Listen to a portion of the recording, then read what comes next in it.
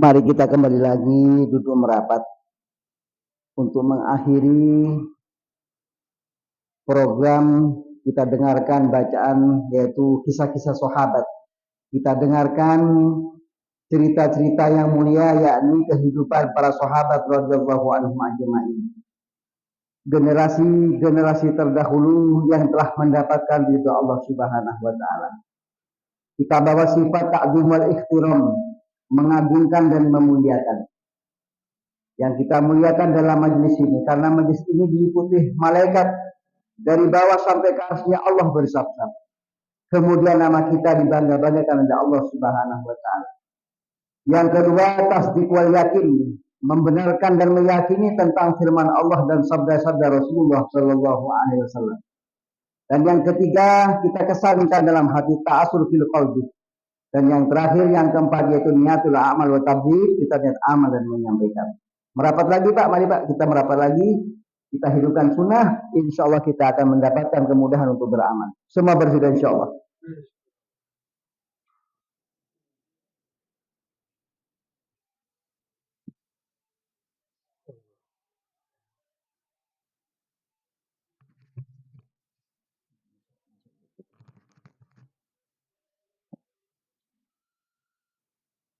Bismillahirrahmanirrahim. Inkaruhu sallallahu alaihi wasallam ala usamati wa ba'di ashabihi qatlaman tashahada. Wa akhraja Ahmad an Usamah bin Zaid radhiyallahu ta'ala anhuma qala ba'athana Rasulullah sallallahu alaihi wasallam ila al-khurqati min Juhainah. Qala fasabahnahum faqatalnahum wa kana minhum rajulun idza aqbala al-qaumu kana min ashaddihim alaina wa idza adbaru kanu hamiyatahum. Qala faghashituhu ana wa rajulun minal ansar falamma taghashaynahu qala la ilaha illallah wa kaffa anhu al-ansari wa qataltuhu. Fabalaga dhalika Rasulullah faqala ya Usamata aqataltahu ba'dama qala la ilaha illallah. Qala qultu ya Rasulullah innama kana muta'awwidan minal qatli. Qala faqarraraha alayya hatta tamannaitu anni lam akun aslamtu ila yauma idzin wa akhrajahu al-Bukhari wa Muslim aidan wa inda Ibnu Ishaq. Falamma qadimna ala Rasulillah akhbarnahu faqala ya Usamah man laka bila ilaha illallah. Faqultu ya Rasulullah innama qalaha ta'awudan minal qatli. Qala faman laka ya Usamah bila ilaha illallah. Walladzi ba'athahu bil haqqi ma zala yuraddiduha alayya hatta tamannaitu anna ma madha min islami lam yakun wa anni aslamtu yawma idzin wa lam aqtulhu. Faqultu inni Allah ahdan alla uqattila rajulan yaqulu la ilaha illallah abadan. Faqala ba'di ya Usamah faqultu ba'daka kadza fil bidayah. Wa raja'na Asakir an Usamah bin Zaid radhiyallahu anhu qala adraktu Mirdas ibnu Haikin ana wa rajulun minal ansar falamma saharna alaihi as-sayf qala asyhadu an la ilaha illallah falam nanzi anhu hatta qatalnahu. Cerita bagaimana terjadinya peperangan di zamannya Rasulullah sallallahu alaihi wasallam. Jadi peperangan di zaman Nabi itu banyak sekali terjadi. Di antaranya sampai disyariatkan di dalam Islam ini ada syariat jihad, diambil dari kejadian di zamannya Nabi, bahwasanya banyak perang-perang di zaman Nabi. Maka peperangan di zaman Nabi ini adalah alternatif terakhir yang dibuat Nabi apabila sudah tidak ada jalan lagi kecuali dengan peperangan. Karena kita lihat sejarahnya Nabi ini, perjuangan Nabi ini bukan langsung apabila ada perlawanan langsung diperangi, itu tidak. Akan tetapi Nabi ini diawali dengan perjuangan dakwah.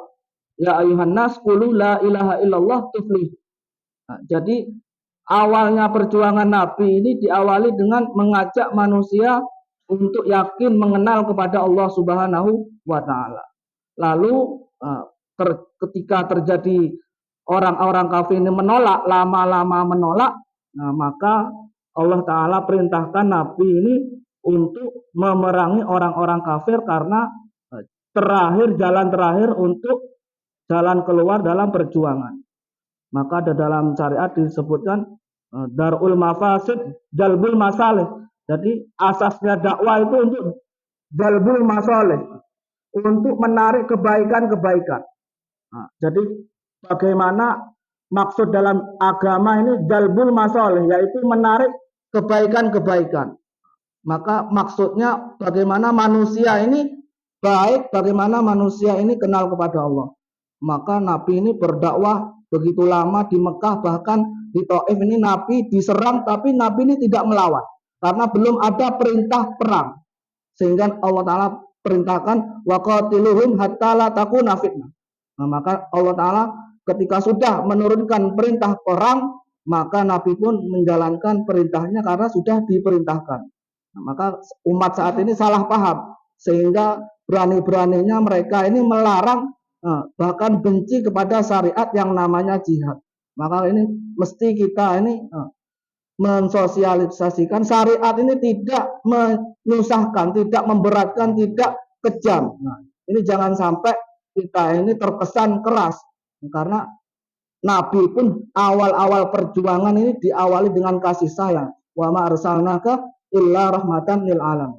Walaupun dalam komposisi sahabat itu sempurna, ada Sayyidina Umar, ada Sayyidina Abu Bakar, ada Sayyidina Abu Bakar nih yang begitu lembutnya, begitu pula ada Sayyidina Umar yang tegas. Jadi sempurna komposisi yang ada di dalam Nabi ini, sekitarnya Nabi. Maka begitu pula idealnya agama ini ada yang keras, ada yang lembut, sehingga saling kerjasama. Tapi yang diunggulkan ini yang lembut, karena Nabi kemarin diceritakan ketika ada peperangan Badar, setelah itu ada tawanan, maka Nabi milih yang memaafkan orang-orang yang ditawanin. Padahal Sayyidina Umar milih disembelih saja. Nah, tapi Nabi memilih usulannya Abu Bakar. Ini menunjukkan bagaimana Nabi itu mementingkan kasih sayang. Maka khalifah pertama itu yang ditunjuk bukan Umar, tetapi Sayyidina Abu Bakar.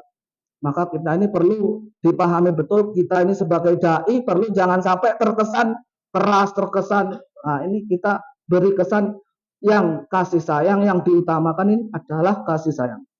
Wa qala Ahmad an Usamah bin Zaid radhiyallahu ta'ala anhu maqal, ketika Rasulullah SAW mengutus pasukan perang di daerah Juhaina, maka Rasulullah SAW mengutus sahabat ini untuk mengadakan peperangan perlawanan kepada orang-orang kafir, karena orang-orang kafir ini melawan. Maka Nabi ini perintahkan untuk membela diri. Maka ketika terjadi peperangan ini, ada orang-orang kafir ini yang syahadat. Jadi ketika perang berkecamuk, tiba-tiba orang kafir ini syahadat, asyhadu alla ilaha illallah. Maka sahabat ini langsung tidak peduli, walaupun dia ini baca syahadat, tetap aja dibunuh. Sehingga Nabi berkata, fabalagha dzalika Rasulullah SAW. Nah, berita itu sampai kepada Rasulullah SAW. Maka Nabi menegurnya, ya Usamah, aku tahu ba'dama qala la ilaha illallah. Wahai Usamah, apakah kamu akan membunuh orang yang sudah mengucapkan la ilaha illallah? Qala ya Rasulullah, innama kana muta'awwidan minal qatli. Ya Rasulullah, dia ini mengucapkan syahadat ini karena takut kepada pedang ini.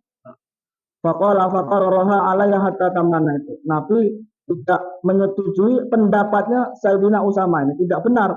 Walaupun orang itu kafir, sehingga ketika dia sudah mengucapkan syahadat, maka ini tidak bisa dibunuh. Tidak bisa dibunuh karena dia ini sudah syahadat. Atau kalaupun hatinya ini masih kafir ataupun munafik, ini tidak menghitung itu. Yang dihitung ini zahirnya, lisannya.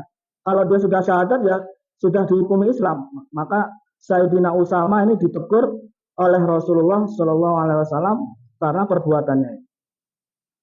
Begitulah kejadiannya Sayyidina Ali. Nah, jadi ketika Sayyidina Ali bertemu orang kafir dalam peperangan, maka orang kafir ini meludahi Sayyidina Ali.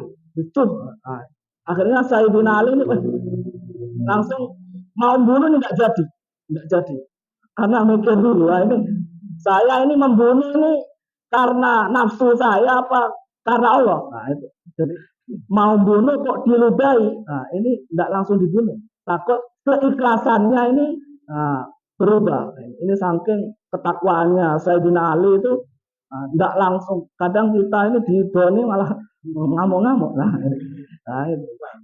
Ini Sayyidina Ali mencontohkan, dia ini padahal sudah mau dibunuh ini, tapi kok didoni tidak jadi membunuhnya.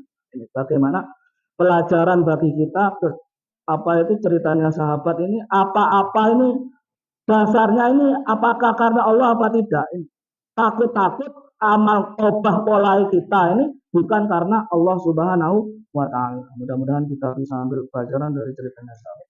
Allahumma salli ala sayyidina Muhammad wa ala ali sayyidina Muhammad. Allahumma ya muyassir kull asir yassir lana kull asir hajatuna ilaika kathir wa ya man la yahtaju ila bayan wa tafsir hajatuna ilaika kathir. Allahumma rabbana zalamna anfusana wa illam taghfir lana wa tarhamna lanakunanna minal khasirin. ربنا اغفر لنا ذنوبنا وإسرافنا في أمرنا وثبت أقدامنا وانصرنا على قوتنا به. ربنا لا تحملنا ما لا طاقة لنا به. ربنا لا تكلف الله نفسا إلا وسعها لها ما كسبت وعليها ما اكتسبت. واعف عنا واغفر لنا وارحمنا أنت مولانا فانصرنا على القوم الكافرين. يا حي يا قيوم يا ذا القوة المتين يا أرحم الراحمين إنك على كل شيء قدير. وصلى الله على سيدنا وشفينا ومرجعنا محمد صلى الله عليه وسلم والحمد لله رب العالمين.